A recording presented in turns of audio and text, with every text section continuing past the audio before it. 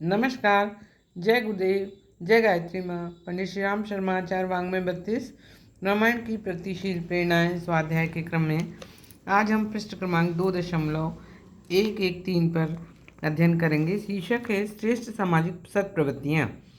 युग निर्माण अभियान जिन भावनात्मक एवं क्रियात्मक गतिविधियों को आगे बढ़ा रहा है वे राम के समय में भी श्रेष्ठ व्यक्तियों द्वारा चलाई जाती थीं।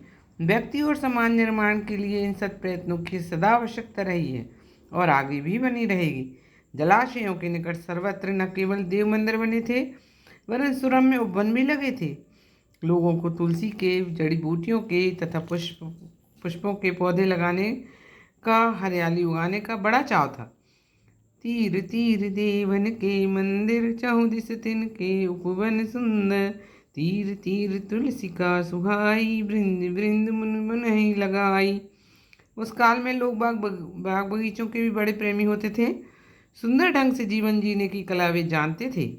राम राज्य में सुंदर लताएं अनेक प्रकार की शोभा देती थीं और सब सदा बसंत ऋतु की भांति फूलती फलती रहती थीं। वृक्ष, पौधे और पुष्प लगाना हर किसी की सुरुचि में सम्मिलित था। सुमन बाटिका सबहि लगाई, विविध भांति कर जतन बनाई। लता ललित बहुचाति सुहाई, फूलहि सदा बसंत की नाई। राम राज्य में कला के विकास पर भी जोर दिया जाता है था। घर घर में सुंदर एवं प्रेरक चित्र लगे थे जिन्हें देखकर मुनियों का भी मन मोहित हो जाता था। चित्रों द्वारा श्रेष्ठ आदर्शों की प्रेरणा बाल, वृद्ध, नर नारी सभी को रोचकता पूर्वक दी जा सकती है। चारु चित्रशाला गृह गृह प्रति लिखे बनाई, रामचरित जे निरख मुनि ते मन ले ही चुराई। भरत अपने हाथ के बनाए वस्त्र सुग्रीव को पहनाते हैं। इससे स्पष्ट है कि उन दिनों घरों में कताई, बुनाई, सिलाई आदि की कला गृह उद्योग के रूप में प्रचलित थी। सुग्रीव ही प्रतिमा ही पहराए, बसन भरत निज हाथ बनाए। स्वाध्याय और सत्संग का लाभ जानकार और अनजान सभी को लेना चाहिए। सत्प्रेरणाएं जितनी अधिक बार सुनी समझी जाएं, उतना ही अधिक वे हृदयंगम होंगी और हित साधन करेंगी। ऐसे विचार गोष्ठियों और सभाओं की सदा ही उपयोगिता है। श्री राम स्वयं जानकार होते हुए भी उनमें उपस्थित रहते थे और अधिकाधिक ज्ञान अर्जन की जिज्ञासा उन लोगों के उसके लिए प्रेरणा देना उनका उद्देश्य था। प्रात काल सरयू कर मज्जन, बैठई सभा संग सब सज्जन। वेद पुराण वशिष्ठ बखानहि, सुनहि राम यद्यपि सब जानहि। समाज में सद्ज्ञान का प्रसार होते रहना हर स्तर पर आवश्यक है। सामूहिक आयोजनों में घर के सभी सदस्य एक साथ उपस्थित नहीं हो सकते, अतः घर घर ज्ञान चर्चा की व्यवस्था करके परिवार के सभी सदस्यों में ज्ञान का विकास किया जाता रहता था। सबके गृह गृह हों ही पुराना, रामचरित सुंदर विधि नाना। श्रेष्ठ कथाओं का कहना सुनना ही पर्याप्त नहीं, उनके अनुसार आचरण बनाने का भी प्रयास किया जाना चाहिए। अयोध्यावासी नागरिक भगवान श्री राम के गुणों की चर्चा करते हैं और एक दूसरे को वही सिखाते भी हैं। जह तह नर रघुपति गुण गावहीं, बैठी परस्पर यही सिखावहीं। समाज के श्रेष्ठ विचारकों और विद्वानों का कर्तव्य है कि वे समाज में ज्ञान की धाराओं को सही दिशा देते रहें। इसके लिए समय समय पर विशाल सम्मेलन आवश्यक हो जाते हैं। विचारक लोग परस्पर विचार विमर्श करके ज्ञान प्रसार संबंधी रूपरेखा निर्धारित करें और उसी को समाज में प्रसारित करें, यह आवश्यक है। मानस में ऐसे सम्मेलनों का भी वर्णन मिलता है। भरद्वाज आश्रम अति पावन, परम रम्य मुनिवर मन भावन। तहाँ होई मुनि ऋषि समाजा, जाहित मज्जन तीरथ राजा। ब्रह्म निरूपण धर्म विधि, वर्णहि तत्व विभाग। कहीं भगति भगवंत के, संयुत ज्ञान विराग। ऐसे सम्मेलनों और लोक शिक्षण के लिए ही ऋषि लोग सुंदर और श्रेष्ठ वातावरण युक्त आश्रम बनाकर रखते थे। ब्रह्म निरूपण अर्थात आस्तिकता का शुद्ध रूप, धार्मिक मर्यादाओं तथा तत्व विभाग अर्थात आध्यात्मिक तथ्यों को समाजोपयोगी रूप में प्रस्तुत करते थे। ज्ञान वैराग्य युक्त भक्ति का स्वरूप समझाते थे। श्रम करने वाले और श्रम कराने वालों के बीच अति मधुर स्नेह सौहार्दपूर्ण संबंध रहने चाहिए। उनके बीच शोषित और शोषक की मान्यता एवं भावना मन के किसी कोने में भी नहीं रहनी चाहिए। उत्पादन एवं व्यवस्था के लिए जितने श्रम की महत्ता है उतनी ही पूंजी व्यवस्था और बुद्धि की। एक के बिना दूसरा पक्ष अपंग है, इसलिए एक दूसरे का पूरक बनकर चलना चाहिए। यह कार्य बिना एक दूसरे के सुख दुख में साझेदारी हुए और सम्मान का समुचित आदान प्रदान किए बिना संभव नहीं। श्रमिकों को मानना चाहिए कि वे किसी व्यक्ति विशेष या संस्थान के कर्मचारी या श्रम विक्रेता है नहीं, वरन अपनी श्रम पूंजी के समस्त समाज की भलाई एवं उन्नति में संलग्न अत्यंत महत्वपूर्ण व्यक्ति हैं। धर्म को सार्थक करने में किसी से पीछे नहीं है।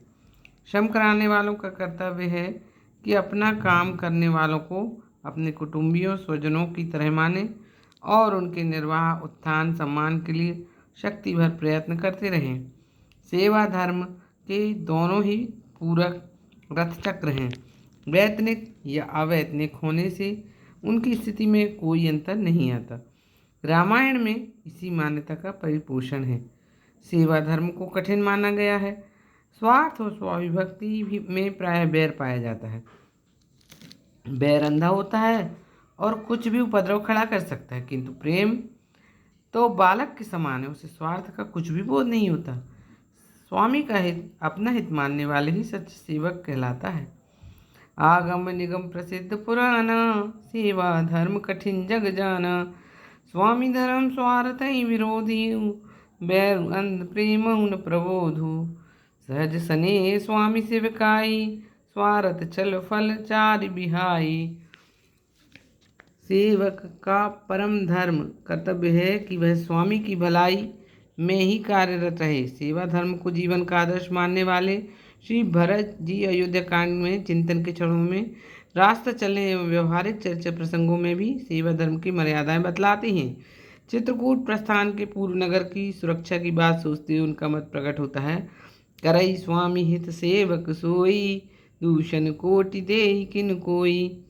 चर्चा के बीच में कहते हैं, उत्तरु देई सुनि स्वामी रजाई, सो सेवक लखि लाज लजाई। मार्ग में चलते हुए सेवकों द्वारा वाहन का उपयोग करने का आग्रह करने पर भरत कहते हैं, सिर पर जाऊं उचित असमूरा, सिर भर जाऊं उचित असमूरा, सब ते सेवक धर्म कठोरा। श्रमिकों को उचित पारिश्रमिक देना सज्जोचित कार्य है। अपनी कठिनाइयों एवं सुविधाओं की तरह उनकी आवश्यकताओं का भी ध्यान रखना चाहिए। राम को केवट ने नाव द्वारा पार उतारा था, उसका पारिश्रमिक देना आवश्यक था, पर राम की जेब खाली थी। स्थिति की विषमता तथा कर्तव्य की मांग को देखकर सीता जी रास्ता निकालती हैं और अपनी अंगूठी उतारकर केवट को दे देती हैं। उधर केवट भी कम कर्तव्यनिष्ठ नहीं, सत्प्रयोजन में निरत महामानवों के लिए कार्य में बिना कुछ सहायता करने के अपने कर्तव्य से वह भी परिचित है। केवट उतरी दंडवत कीन्हा, प्रभु सकुच यही कछु नहीं दीना। प्रिय है की से जान निहारी, मनि मुदरी मन मुदितो तारी। बहुत कीन प्रभु लखन सिंह, नहीं कछु केवट ले। विदा कीन करुणायतन, भगति विमल बरु देई। सुमंत यद्यपि राज्य कर्मचारी होने के कारण छोटे हैं और राम अपने अधिकार के कारण बड़े हैं, तो भी सेवक स्वामी की बात न सोचकर बड़ी आयु के कर्मचारी को भी राम पिता तुल्य मानते हैं, वैसा ही आदर करते हैं और पीछे से पिता को सुखी रखने का अनुरोध करते हैं। तुम पुनि पितु सम अति हित मोरे, विनती करऊँ तात कर जोरे। सब विधि सोई कर्तव्य तुम्हारे, दुख न पाव पितु सोच हमारे। जनक के दूत जब सिया स्वयंवर में राम की विजय के समाचार लेकर अयोध्या आते हैं तो दशरथ उनका भी सहज सम्मान करते हैं और उन्हें सेवक नौकर आदि न मानकर उनके साथ भाई जैसा व्यवहार करते हैं और वैसा ही संबोधन कुशल समाचार पूछते हुए करते हैं। भैया कहो कुशल दो बारे, तुमनी के निज नयन निहारे। तब वे दूत सारा विवरण सुनाते हुए दोनों भाइयों के प्रेम का बखान करते हैं। तब राजा दशरथ उनके संवाद से प्रसन्न होकर उन्हें इनाम देने लगते हैं।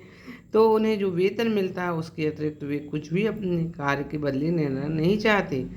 सभा समेत राउ अनुरागे, दूतन देन निछावर लागे। कही अनीति ते मुँह नहीं काना, धर्म विचार कहें सबहि सुख माना। उत्पादक श्रम करने वाले श्रमिक ही समाज की संपन्नता के आधार होते हैं। उनके प्रति समाज तथा शासन को अपने कर्तव्यों का ठीक ठीक पालन करना चाहिए ताकि वे प्रवृत्तियां अधिक बढ़ें और फलतः देश की संपन्नता भी बढ़े। वाल्मीकि रामायण में श्री राम भरत को इस कर्तव्य के प्रति सतर्क करते हैं। वे उनसे कुशल मंगल पूछते हुए यह भी प्रश्न करते हैं, किंचित ते दयिता सर्वे कृषि गोरक्ष जीविनी। भरत, तुम कृषि करने वाले और गोपालन से जीविका चलाने वाले श्रमिकों को प्यार करते हो ना। राज्य को भी श्रमिकों के प्रति उदार एवं सहयोग भरी नीति बरतनी चाहिए। अध्यात्म दरिद्रता का प्रतीक नहीं है। अध्यात्म दरिद्रता का प्रतीक नहीं है। उसकी प्रेरणा विभूतियाँ और संपत्तियाँ दोनों को उपार्जित करने की हैं ताकि आत्मकल्याण और लोक कल्याण सुविधापूर्वक किया जा सके। पर उपार्जित संपदा को संग्रहित करते जाना, उत्तराधिकारियों को व्यसनी बनाने के लिए छोड़ जाना, सत्कर्मों में प्रयुक्त न करना ही संपन्नता के दोष हैं। उनसे बचकर संपत्ति का उपार्जन और सदुपयोग सब प्रकार सराहनीय है। दरिद्रता को दुख और संत मिलन को सुख बताया गया है। संतों की प्रेरणा हर दृष्टि से सुसंपन्न बनने की, संपदा बढ़ाने की होती है। नहीं दरिद्र सम दुख जग माही, संत मिलन सम सुख जग नाही। जहाँ सुमत होती है वहाँ संपत्ति भी रहती है। विवेकशीलता, दूरदर्शिता, श्रमशीलता, मितव्ययता जैसी सुमति जहाँ होगी वहाँ भौतिक धन संपत्ति की भी कमी न रहेगी। आर्थिक और दूसरी अनेक प्रकार की कठिनाइयाँ तो दुर्गुणी, व्यसनी, आलसी, अव्ययी, अस्त-व्यस्त लोगों को ही घेरती सताती हैं। जहाँ सुमति तहाँ संपत्ति नाना, जहाँ कुमति तहाँ विपत्ति निदाना। संपत्ति उसी की सार्थक है जो उसका उपयोग सत्प्रयोजनों में कर सके, अन्यथा दुर्बुद्धि के साथ बढ़ी हुई संपत्ति सर्वत्र त्रास एवं विनाशी उत्पन्न करेगी। शशि संपन्न सोहमहि कैसी, उपकारी की संपत्ति जैसी। भगवान के परमार्थ के मार्ग पर चलने में सहायता न देकर जो संपत्ति व्यक्ति को मोहग्रस्त, कृपण, व्यसनी बनाती है वह धन संपदा निंदनीय है। जरहु सुसंपत्ति सदा सदन सुखु, सुहृदय मातु पितु भाई। सन्मुख होत न जो राम पद, करे न सहस सहाय। जरहु सुसंपत्ति सदन सुखु, सुहृदय मातु पितु भाई।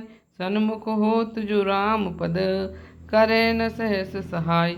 यह सब प्रवृत्तियाँ श्रेष्ठ समाज की रचना और स्थायित्व के लिए परम उपयोगी हैं। प्रगति चाहने वाले समाज के नागरिकों को इनकी अभिवृद्धि पर ध्यान देना चाहिए। इति श्री आज के लिए यहीं तक। कल धर्म स्थापना के लिए अनीति के विरुद्ध संघर्ष पर हम स्वाध्याय करेंगे। तब तक के लिए नमस्कार, जय गुरु।